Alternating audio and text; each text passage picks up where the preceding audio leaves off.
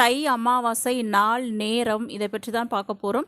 ஏன் முன்னோர் வழிபாடு அவசியம் செய்ய வேண்டும், முன்னோர் வழிபாடு செய்யும் நேரம், வழிபாட்டு முறை, இதை பற்றி எல்லாம் பார்க்கலாம். தை அமாவாசை அன்று நமது முன்னோர்களுக்கு திதி தர்ப்பணம் இதெல்லாம் செய்வதன் மூலம் அவர்களின் ஆன்மா சாந்தியடையும். அவர்களின் ஆசியும் புண்ணியமும் 16 வகை செல்வங்களும் உங்களுக்கு கிடைக்கும். நம்ம வீட்டு வாசலில் அந்த பசியோடும் தாகத்தோடும் காத்து கொண்டிருக்கின்ற அந்த ஆன்மாக்களுக்கு நம்ம படையலிட்டு இந்த தர்ப்பணம் எள் தண்ணீர் இறைத்து கொடுப்பதன் மூலம் நிச்சயமாக அவர்கள் சந்தோஷம் அடைவார்கள். நமது பித்ருக்கள் மிகவும் சக்தி வாய்ந்தவர்கள். அதனால அவர்கள் மனம் மகிழ்ந்து செய்யக்கூடிய அந்த ஒரு ஆசீர்வாதம் போதும்.